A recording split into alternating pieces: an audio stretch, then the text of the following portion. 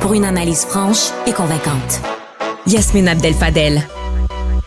On a appris plus tôt cette semaine que Lion Électrique, cette entreprise qui a développé évidemment du matériel roulant électrique, a annoncé avoir demandé à la Cour supérieure du Québec une ordonnance pour se protéger contre ses créanciers en grande difficulté financière.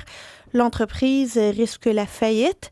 Lion construit d'ailleurs la majorité des autobus scolaires électriques qui roulent au Québec. Et au Québec, on en a 1300 autobus électriques Lion qui sont sur nos routes. On parle de l'impact de cette incertitude, de cette vulnérabilité de Lion Électrique avec Luc Lafrance, président directeur général de la Fédération des transporteurs par autobus. Bonjour, Monsieur Lafrance. Bien, bonjour.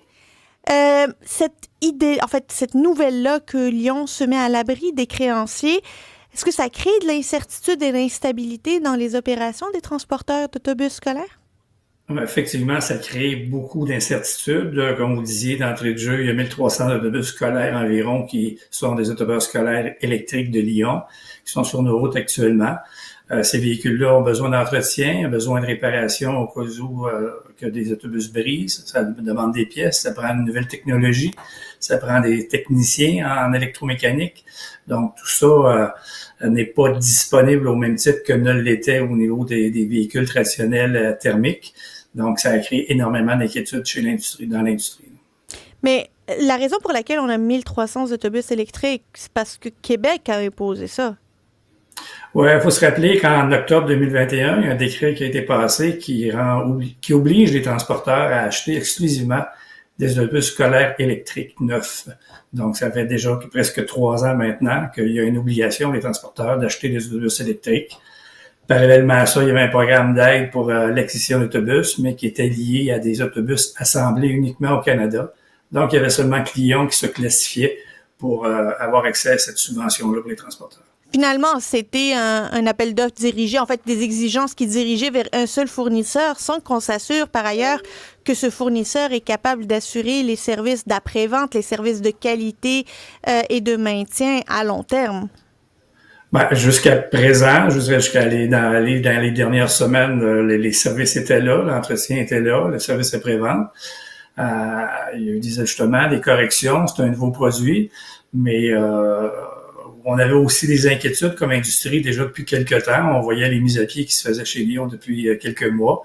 Mais force est de constater le mardi matin là, qu'on arrive devant une situation qui est très problématique et très inquiétante pour l'industrie. Est-ce que vous avez eu des discussions avec le gouvernement pour qu'il lève cette obligation d'acheter des véhicules, des autobus électriques pour au moins à moyen terme, le temps de pouvoir avoir une meilleure visibilité sur l'avenir et surtout ne pas continuer à investir dans une entreprise qui fonce droit dans le mur? Oui, on est en discussion avec le gouvernement du Québec, que ce soit avec le bureau du premier ministre, le cabinet de la ministre des Transports, le ministre de l'Éducation, pour essayer de trouver des alternatives, trouver des solutions.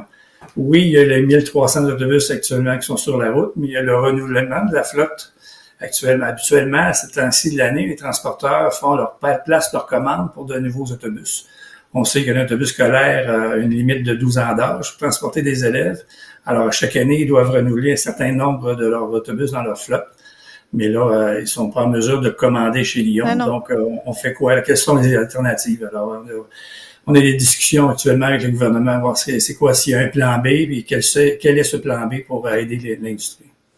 Le maintien, finalement, les réparations, le fait que maintenant, oui, c'est de plus difficile de se faire réparer les autobus qui ont été manufacturés par Lyon. C'est quoi le plan B? Est-ce qu'il y a d'autres personnes qui ont développé cette expertise-là qui peuvent être mises malheureusement, c'est ça qui est la problématique. C'est une nouvelle technologie. Des électromécaniciens, il y en a pas beaucoup sur le marché du travail.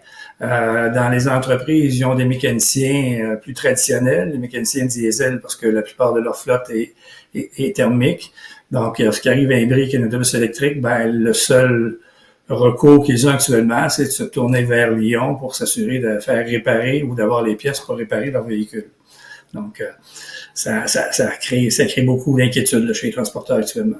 Ah ben on les comprend parce que ne pas être en mesure de réparer une partie de sa flotte si le besoin est, ben ça crée une question d'imprévisibilité aussi dans le service qui est donné. Est-ce que il y a des plans de contingence qui sont actuellement déployés pour éviter évidemment des réparations qui pourraient être évitables?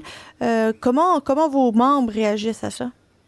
Ben, actuellement, je sais que hier, les gens de chez Lyon ont fait parvenir un communiqué aux transporteurs qui possèdent des autobus scolaires électriques Lyon pour les assurer que le service sera maintenu au cours des prochaines semaines, le temps de faire leur restructuration ou d'arriver à des solutions quelconques. Donc, bon, ils vont assurer ce service-là pour un certain temps, mais malgré tout, les transporteurs demeurent quand même inquiets. Et lorsque vous posez la question, est-ce qu'il y a un plan de contingence? Malheureusement, actuellement, on n'en connaît pas de plan de contingence. Je sais qu'il y a des transporteurs qui essaient d'avoir des pièces pour essayer par eux-mêmes de faire les réparations nécessaires pour leur véhicule. Mais tout le monde est un peu pris au dépourvu là, ces jours-ci. On essaie de trouver des solutions. C'est assez particulier. Espérons que nos autobus électriques et les jeunes ne seront pas touchés par cette incertitude liée à un seul agent à laquelle le gouvernement a finalement canalisé toutes les dépenses en transport scolaire. Monsieur Luc Lafrance, président directeur général de la Fédération des transporteurs par autobus, merci beaucoup d'avoir été avec nous. Ça fait plaisir. Bonne journée. Au revoir.